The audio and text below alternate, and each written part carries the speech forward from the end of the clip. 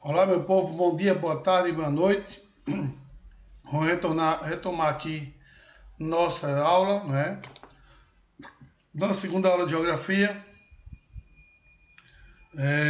Continuando aqui a resolução de questão, capítulo 8, página 256, questão 10, ainda falando do Japão.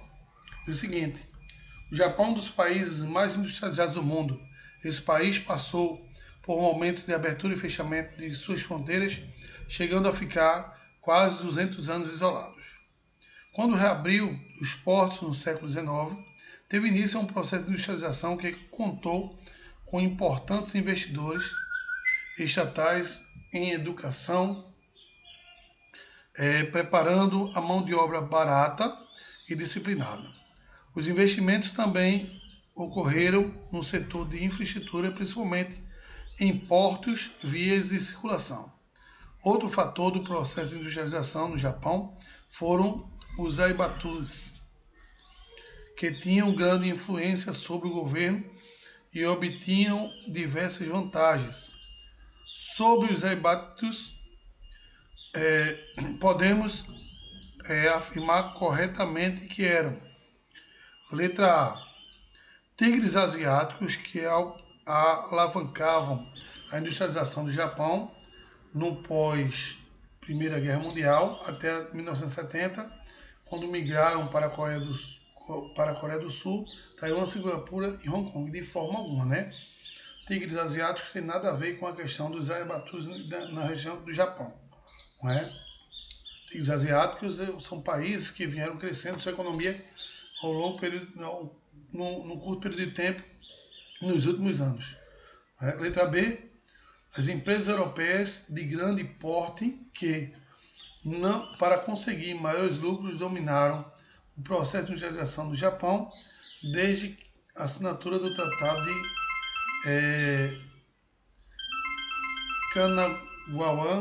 Kanagawa até a década de 1960. Então, de forma alguma aí, não são empresas europeias, não é? Letra C, grupos industriais e financeiros que se organizam como conglomerados, atingindo grande tamanho do poder da economia japonesa entre a era Meiji de 1864 e 68 a 1912 e o final da Segunda Guerra Mundial. Aí sim, estaria correto aí, são grupos industriais, né, e financeiros que passaram a investir maciçamente na questão da economia japonesa, promovendo esse crescimento de sua economia nesse período aí. Então seria a resposta a letra C, da questão 10. Minha mãe, eu estou dando aula, depois eu ligo para a senhora. Tá certo, tá. 11. Questão 11 da página 256. A era Meiji, de 1968 a 1912, que foi na realidade um divisor de águas, né, para o processo de industrialização no Japão, processo de crescimento econômico do Japão, processo democrático do Japão, representou para o Japão uma série de grandes mudanças sociopolíticas e econômicas com relação a essa grande transformação. Ela é a única opção correta. Então, letra A. Implantou-se o poder dos shoguns, como era dos senhores feudais, interessados no fortalecimento da figura do imperador como chefe do Estado. De forma alguma, ele não intensificou esse poder de shogun de forma alguma no Japão. B. Reestruturaram-se as forças armadas de acordo com os padrões ocidentais, visando o futuro expansionismo no Sudeste Asiático e no Pacífico. Está correto aí a letra B. Então, a era Meiji, na realidade, ele foi um período em que o Japão teve fortes transformações estruturais, graças ao seu crescimento econômico, impulsionado pelo processo industrial, e aí a indústria se tornou um dos grandes fiéis do processo de crescimento econômico do Japão. Está correto aí a 11ª questão, ok? Vamos agora, né, lá para capítulo, deixa eu ver aqui.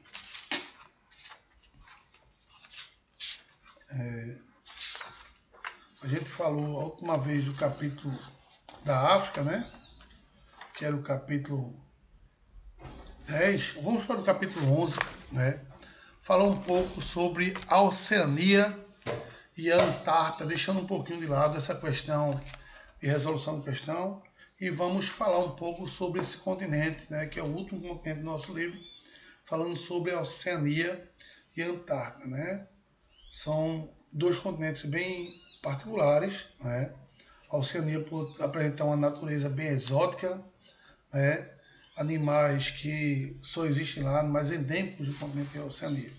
Então, falando primeiramente da Oceania, divisão do território. A Oceania é formada por uma massa continental, que é a Austrália, e duas grandes ilhas, que é a Nova Zelândia e a Papua Nova Guiné, e várias outras ilhas que que são banhadas pelo Oceano Pacífico, né? São a Micronésia, a Polinésia e a Melanésia, né?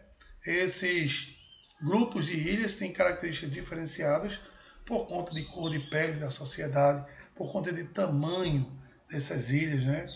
E aí eu tenho aí a Polinésia, por exemplo, é a união de todas as ilhas no centro do Pacífico Central, como Bora Bora, Samoa, Tahiti, Ilhas Cook, são seus principais expoentes que atraem turistas o ano todo, fortalecendo com isso a economia da região dessas ilhas, né? Porque o turismo chega lá e deixa dinheiro, né? E aí, consequentemente, são áreas de grande atração turística por ter grandes ilhas paradisíacas nessa região. A Melanésia, ela recebe esse nome por conta de apresentar uma grande quantidade de nativos australianos, chamados de aborígenes, que apresentam cor escura de pele. Melan vem de melanina, não é? Nésia vem de ilha, ou seja, pessoas de cor escuras que moram na ilha, chamada de Melanésia. Esses grupos de aborígenes foram grupos que foram expulsos no período colonial da Austrália e aí migraram para essa região de grupos de ilhas de Melanésia e aí foram e se ocuparam dessa região. Representando pequenas ilhas onde habitam nativos de pele escura, entre elas eu tenho as ilhas de Fiji, Salomão, Vanuatu, né, e Nova Caledônia. São ilhas compostas basicamente por nativos, né, aborígenes que foram expulsos do território australiano. E a Micronésia, né, são pequenas ilhas muito pequenas, que algumas habitadas, outras não, né? Algumas ilhas coralíneas, outras ilhas de origem vulcânicas, nessas regiões aí da região da Oceania, que diz o seguinte: o enorme conjunto de pequenas ilhas vulcânicas que tem outras que ao todo abarcam mais ou menos 3.300 quilômetros quadrados, algumas formadas pequenos países independentes, outras são formadas em bases militares das grandes potências, ou ainda pertencentes a milionários. As mais importantes são a de Palau, Tuvalu, Nauru, Kiribati e as Ilhas Marshall, né?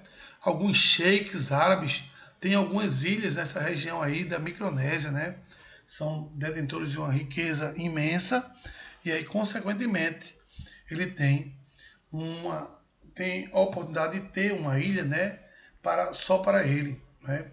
No total dessas ilhas, perfazem cerca de 8.543.220 km², e apenas a Austrália tem mais de 7 milhões de quilômetros quadrados, corresponde a 90% do continente. A Austrália corresponde a 90% do continente da Oceania, né? Como eu falei para vocês, é uma ilha exótica, né? Existem vários animais endêmicos na região, como o próprio ornitorrinco, como o canguru, né? Como o koala, né?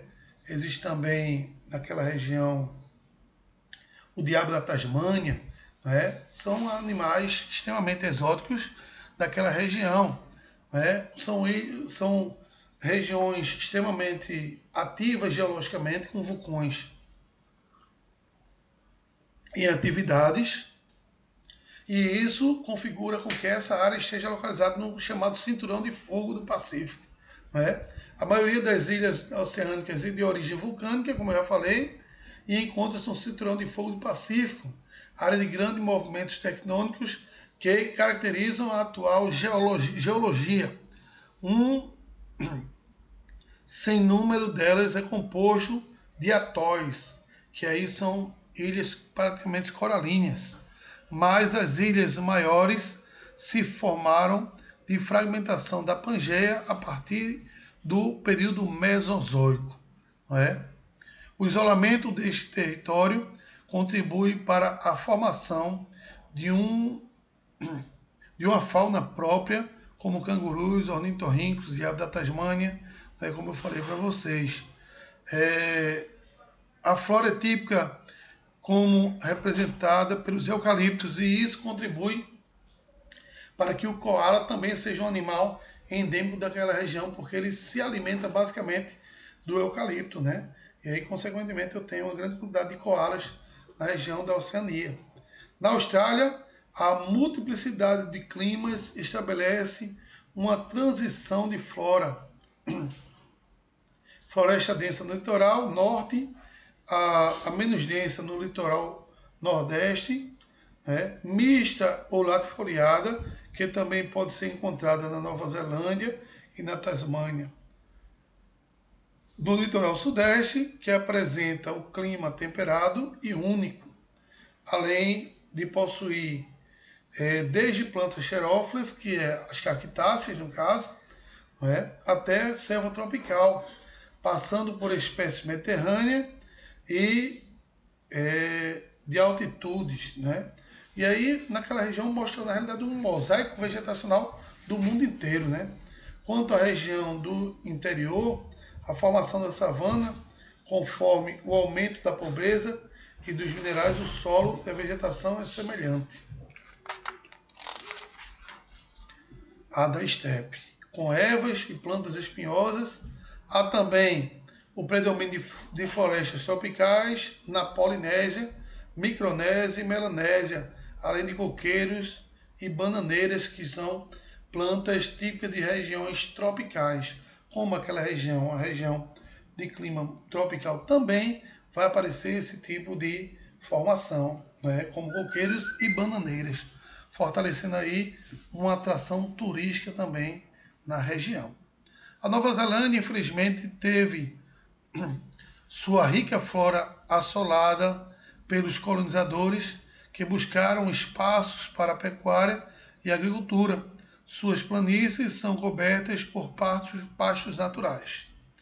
O relevo australiano é representado por um grande planalto a oeste, a cadeia da Tasmânia, elevação que colabora para a ocorrência de chuvas orográficas, que são chuvas que ocorrem sobre montanhas, tornando a costa leste mais úmida que o grande deserto de Vitória, que abrange 70% da Austrália. E nessa faixa mais úmida e de clima temperado que se fixa a maioria da população e onde estão as grandes e modernas cidades australianas. Já nas demais ilhas, o clima é tropical e quente e úmido, o que lhes garante uma vegetação semelhante encontrada no Brasil. Como tem um clima tropical, eu vou ter também uma vegetação típica do clima na região, o que isso vai contribuir com que seja muito parecida com o Brasil, já que o Brasil também tem esse clima tropical. E aí, consequentemente, a Austrália mostra esse mosaico climático e vegetacional. Quais são os principais climas que eu tenho na Austrália? Eu tenho o temperado úmido, o subtropical, o tropical úmido, o mediterrâneo, o semiárido e o árido, além do clima de monções de verão, que também ocorre na região da Oceania, assim como em toda a região da Ásia. A cadeia da Tasmânia serve como divisor de águas, fazendo com que os rios que correm a Barlavento, que é o lado virado pelo oceano, sejam mais caudalosos do que o destacado os rios Darling e Murray, que desaguam no Pacífico Leste, que é do lado do Sotavento. Falar agora da população pequena e mal distribuída, né? Mal distribuída normal, não é? Que em todo lugar do mundo, em todo país do mundo, tem sua população mal distribuída, né? Claro que a grande concentração populacional dos países do mundo estão onde oferece melhores condições econômicas para se viver, onde oferece também um solo favorável, né? Um relevo também favorável, um clima também favorável para a estação populacional. Já as áreas de vazios demográficos são áreas de repulsões populacionais, não é? Onde eu tenho clima desértico, não vou ter concentração populacional, a aridez, não é, do solo, né, vai fazer com que as pessoas não se instalem nessas regiões. E não é diferente da Oceania, já que boa parte do território é composto por um deserto, né? E aí contribui para que a população seja distribuída de forma irregular. Então, ó, a Oceania é menos populoso e povoado dos continentes. Nele habita cerca de 22 milhões de pessoas, das quais 64% vivem na Austrália, cuja maioria é descendente de ingleses, visto que o país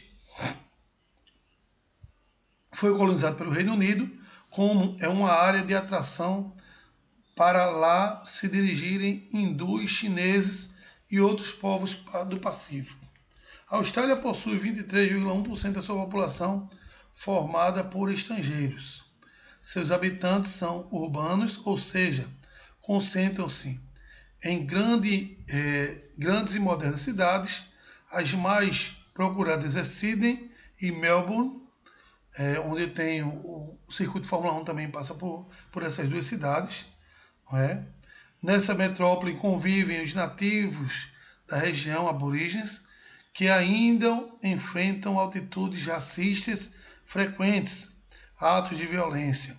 A região, dominada pelo cristianismo, e o idioma é o inglês, ambos deixados pelos colonizadores nas ilhas. No entanto, prevalecem as línguas e religiões nativas. Para você ter ideia, a Austrália, né, ela recebe tanto turista, tanto imigrantes do mundo inteiro, que a pluralidade cultural chega-se a confundir até mesmo com a do Brasil, que foi um dos países também que recebeu uma grande quantidade de pessoas, de imigrantes do mundo inteiro. O Brasil, assim como a Austrália, são os países que apresentam a maior diversidade de grupos imigrantes do mundo. Né? Com a elevada expectativa de vida, homens com 74 anos e mulheres de 80 anos, uma parte significativa da população australiana possui mais de 60 anos. A taxa de natalidade mantém padrões ingleses, cerca de 1,3% está irregularmente distribuída pelo território, em decorrência da agressividade do meio ambiente e da porção de sotavento da grande cadeia montanhosa. Tudo isso contribui para essa distribuição de forma irregular do continente australiano. Economia tradicional diversificada. A Austrália tem a economia mais desenvolvida do continente, seguida pela Nova Zelândia, e a renda per capita gira em torno de 20 mil dólares, uma das mais altas do mundo. O setor de serviços corresponde a cerca de 70%. O PIB desses dois países, que é um PIB extremamente alto, né? 70% é incrível. A indústria moderna é competitiva, sobressai nas atividades automobilísticas, gráficas, editoriais, alimentícia, têxtil, siderúrgica, metalúrgica, petroquímica e química. Com essa economia dinâmica e moderna, a Austrália encontra-se classificada entre as 20 maiores e mais avançadas economias do mundo, segundo o Fundo Monetário Internacional, FMI. E isso faz com que a Austrália seja uma área de grande atração populacional do mundo inteiro também, porque fornece assim um grande mercado trabalhista, né? As atividades primárias são tradicionais, apresentam notadamente pela pecuária ovinos, né? Se cria uma grande quantidade de ovelhas naquela região, um dos maiores rebanhos de espécies responsáveis pela produção de lã, e bovinos responsáveis pela produção de carne e leite. Então a pecuária basicamente está relacionada à criação de ovelhas e de boi, né? O extrato de mineral é representado pela bauxita, matéria-prima para a produção do alumínio, né? Pela prata e pelo diamante, chumbo, cobalto, ferro, níquel, zinco e urânio. A extração da madeira é típica das demais ilhas, onde cerca de 70% das florestas tropicais já foram erradicadas, principalmente por madeireiras asiáticas, né? Madeireiras asiáticas, que na realidade causou esse forte impacto ambiental nas florestas tropicais da região da Oceania e basicamente da Austrália. Nessas ilhas pequenas, as atividades econômicas que mais empregam é a agricultura de subsistência, sendo que as plantations são representadas pela produção de coco. Plantation é uma monocultura voltada para a exportação, ou seja, naquela região se exporta muito coco para o mundo inteiro e para aquelas regiões também da Oceania. Em Papua Nova Guiné e nas ilhas Fiji e Salomão,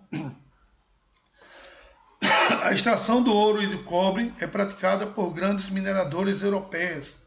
O turismo é uma grande fonte de renda, né? Como são áreas paradisíacas, atrai uma grande quantidade de turistas o ano todo para aquelas regiões. Como aparece um clima tropical, as chuvas praticamente não caem nessa região. E aí é só o ano todo e turistas também o ano todo que alavanca a economia de algumas ilhas nessa região. Nova Zelândia, aspectos físicos, econômicos e populacionais. Vou falar agora especificamente da Nova Zelândia, que falamos da Austrália, agora falando da Nova Zelândia. Os mauros, povo de origem polinésia, possuíram até a ocupação britânica em 1840 o domínio do território da Nova Zelândia. Entretanto, a população se reduziu a apenas 56 anos, de 250 mil para 42 mil habitantes. Né? A chegada de colonizadores e crescentes conflitos, somente após a celebração de tratados de paz, deu-se o início de uma era pacificada na região. Assim, em 1870, a Nova Zelândia tornou-se a colônia britânica. E em 1907, a participação da Primeira Guerra Mundial conferiu-lhe autonomia política em 1947, após a Segunda Guerra Mundial. Obteve a independência, inserindo-se na esfera de influência dos Estados Unidos e em submissão da Grã-Bretanha, impossibilitada de manter-se nessa região. Então, ela veio tornar-se independente apenas em 1907, que até então era colônia britânica, né? E aí, consequentemente, ele passou a vir se desenvolvendo com o tempo. Hoje é uma das ilhas que mais se desenvolve naquela região ali da Oceania, né? A Nova Zelândia. Nova Zelândia é situada ao sul do Pacífico e é formada por duas ilhas principais, a do norte e a do sul, separadas pelo Estreito de Cook. A ilha do norte é mais povoada, com 2/3 da população do país, e é onde está localizado o capital e também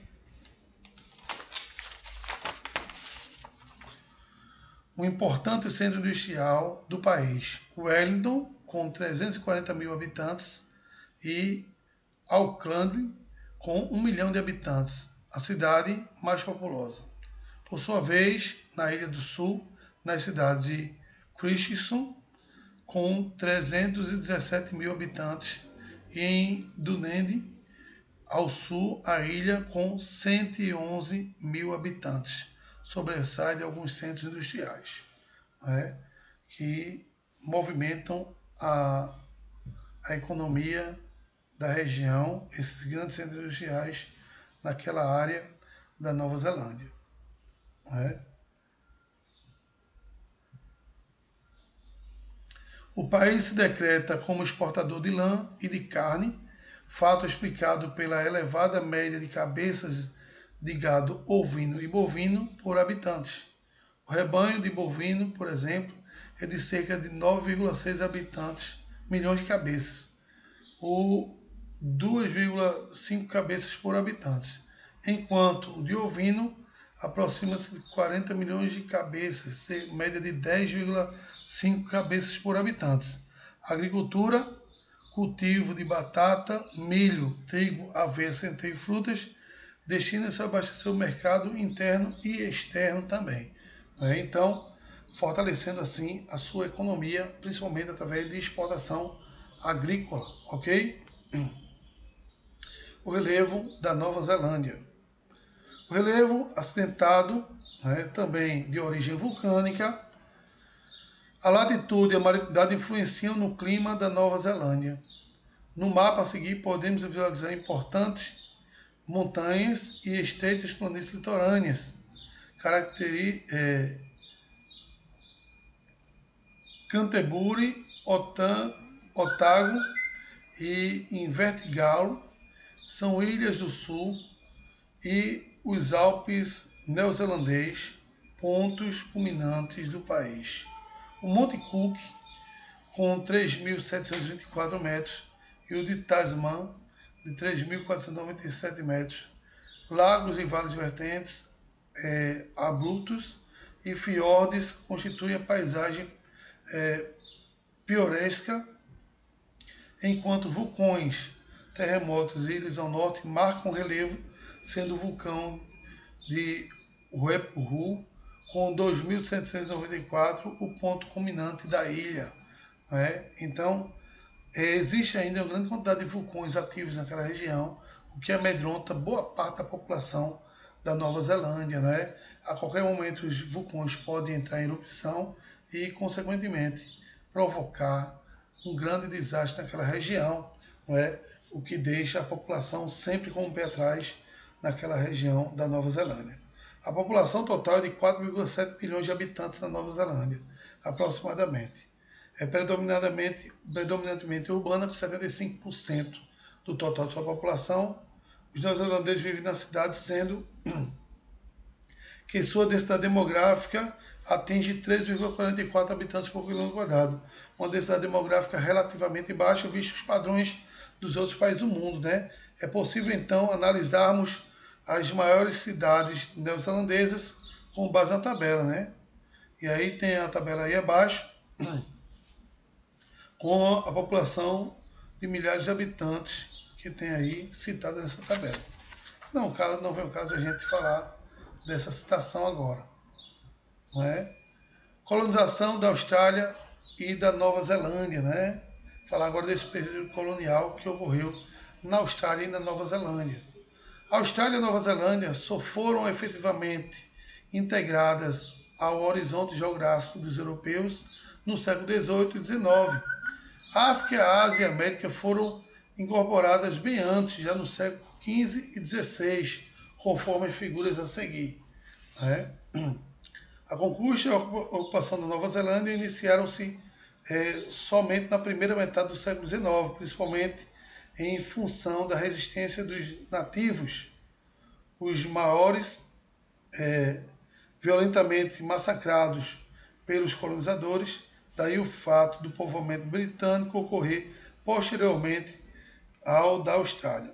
Assim, 3 fatores: criação de ovelhas e carneiros, existência de terras férteis para o desenvolvimento da agricultura e descoberta do ouro por volta de 1960, estimularam a imigração para a Nova Zelândia e o desenvolvimento da economia, da mesma forma que a Austrália também teve esse processo de imigração. Então, a criação de ovelhas, os solos extremamente férteis, né, e a mineração do ouro, ele contribuiu para que essa região passasse a ser extremamente, como é que eu posso dizer, ocupada por imigrantes, não é, que estavam em busca de melhores condições de vida. E aí, consequentemente, ocorreu esse forte povoamento nessa região, né? Uma colonização de povoamento diferente da exploração de maior parte da América a partir do século XVI. Na África e na Ásia, com o neocolonizador no século XIX, foi implantada na Austrália, Nova Zelândia, pelos britânicos. Então, basicamente, os britânicos não tiveram intenção de fazer uma colônia de exploração. Resolveram fazer o processo de exploração, mas, ao mesmo tempo, fazendo uma colônia de povoamento. Vieram para cá não com a intenção de sair, mas sim com a intenção de se localizar e se instalarem na região da Austrália e da Nova Zelândia como um todo, né? E não como outros grupos fizeram no Brasil, que foram só colônia de exploração. Ok?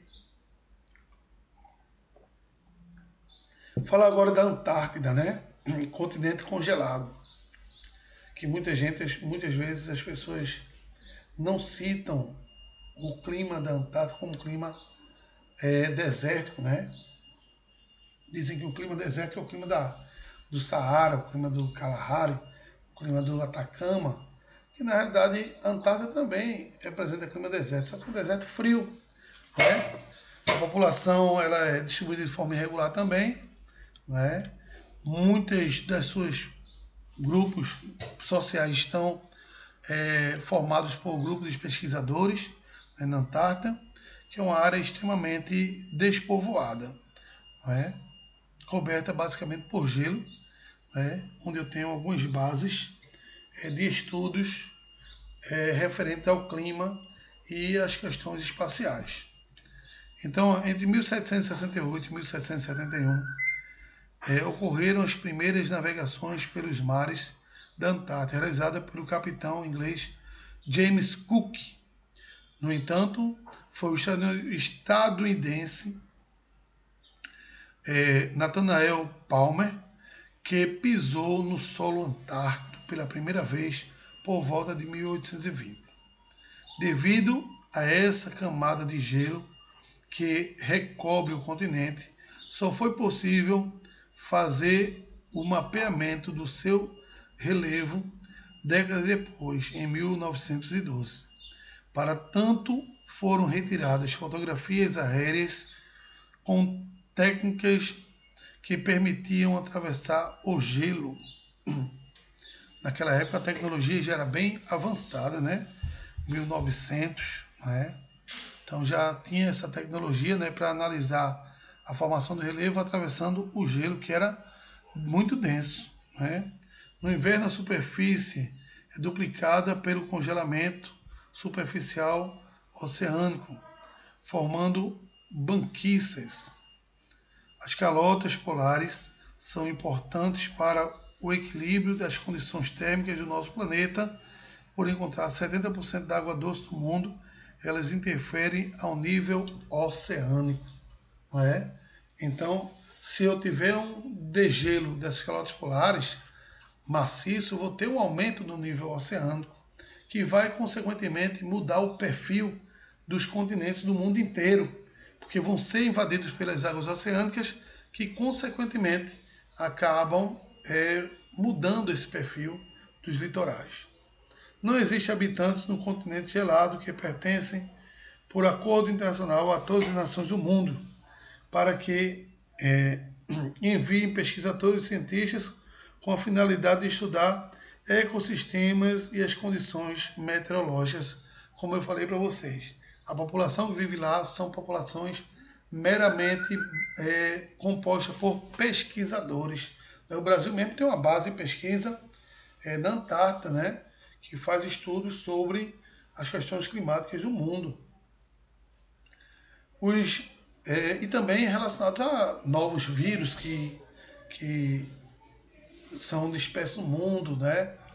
Novos medicamentos são desenvolvidos naquela região. Os rigores do clima só permitem que as pesquisas sejam realizadas no curto verão austral, em junho, no caso. Por isso, não existem moradores permanentes. O turismo natural ou aventuras também é praticado lá.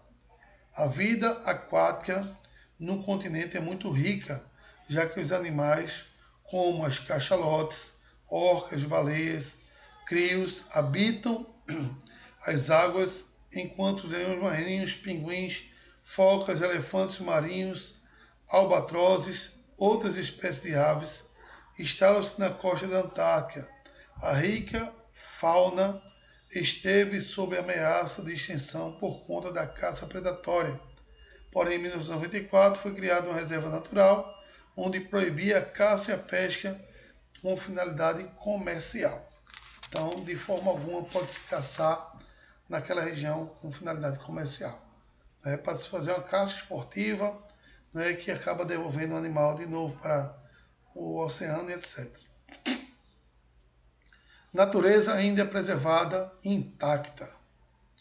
O território é banhado pela confluência dos oceanos Pacífico e Atlântico e Índico. Possui várias, como a Shetland ao sul, Auckland ao sul e Bully, Scott e Adelaide. Nessa região estão os polos geográficos de 90 graus de latitude sul e o magnético, que não é fixo. As temperaturas são sempre muito baixas, 0 grau no verão, podendo chegar a menos 80 no inverno. Pesquisas indicam que lá está o maior lago do mundo congelado, com mais de 10 mil km². O clima é muito seco, exceto das áreas costeiras e península da Antártida. Resultam também nas chuvas escassas, com baixas umidades atmosféricas. Além disso, é possível verificar que as precipitações formam neve e ventos que chegam a 60 km por hora. Por conta, as pessoas têm mania ou uma ideia errada de achar que porque é frio chove muito. Não, muito pelo contrário. As áreas que chovem muito no globo são áreas onde eu tenho temperaturas elevadas, porque as temperaturas elevadas promovem a evaporação das águas dos oceanos e rios e mares e também a evapotranspiração da vegetação, promovendo com isso uma forte precipitação. Diferentemente da Antártida, onde eu não tenho uma densidade vegetacional muito grande, a não ser a formação das tundras, formada por líquens e musgos, que com uma temperatura muito fria acaba não tendo a evapotranspiração e nem a evaporação das águas oceânicas. Consequentemente, eu vou ter um mar extremamente seco, que não vou ter, consequentemente, chuvas nessa região. Então, na Antártida, a não ser a queda da neve, eu não tenho precipitação de chuvas constantes nessas áreas, ok? Economia regulada. As atividades da Antártida, que registram a pesca controlada por acordos internacionais em 1982 e a intervenção científica de diversas áreas, como a geologia, a glaciologia, sismologia, meteorologia, biologia e a hidrologia, são partes de estudos científicos que estão instalados naquela região da Antártida. Foram essas pesquisas que detectaram um buraco da camada de ozônio bem acima do continente gelado. Em 1959, foi assinado o Tratado da Antártida, que internacionalizou esse território e permitiu pesquisas com fins pacíficos. Por ele estão proibidos exercícios militares, testes atômicos, deposição de lixo radioativo. Inicialmente, esse tratado foi assinado pela África do Sul, Argentina, Bélgica, França, Nova Zelândia, Noruega, ex-União Soviética, pelos Estados Unidos, pelo Japão, Reino Unido, e posteriormente houve uma adesão de 30 países, inclusive o Brasil. Desde 1991 estão proibidas explorações mineralógicas na área. Tal medida é preventiva, visto que ainda não foram encontradas reservas de minério na região. Então, essa região ela é meramente voltada para pesquisas a fim de melhorar as situações climáticas do mundo, né? 26 países adquiriram o direito de realizar pesquisas e estabelecer suas bases no continente. A brasileira chama-se Antártica Canadense Ferrous, né? Estação Canadense Ferrous, que é a base brasileira, ok? Então, é isso, gente, que temos nesse capítulo, né? Vamos responder aqui algumas questões agora. Questão 348, ou página 348, né? Que diz o seguinte: as afirmativas a seguir referem-se à região polar. 1. A Antártida é um continente de aproximadamente 14 milhões de quilômetros quadrados, quase totalmente coberto por um manto de gelo que ultrapassa 4.500 metros de espessura e que constitui a maior reserva de água doce do planeta. Está correto aí a alternativa 1. 2. Região Antártica é constituída por Oceano Ártico, coberto por uma fina, já pode parar por aí, né? Como é que a região Antártica é coberta pelo Oceano Ártico, né? O Ártico está lá em cima, a Antártica aqui embaixo, logo não faz verdadeira essa alternativa, né? Então está falsa a alternativa 2. 3. Não, peraí, deixa eu ver aqui. A região Antártica é constituída pelo um Oceano Ártico, coberto por uma fina camada.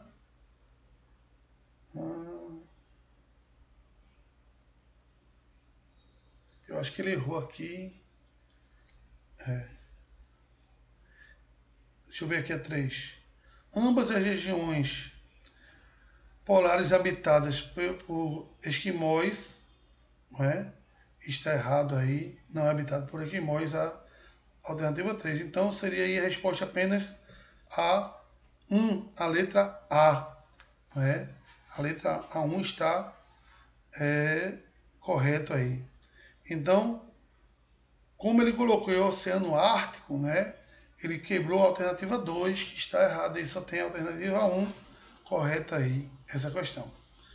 A alternativa 2, para a gente terminar. Totalizando 14 nações, a Oceania é a menor do continente, do planeta Terra.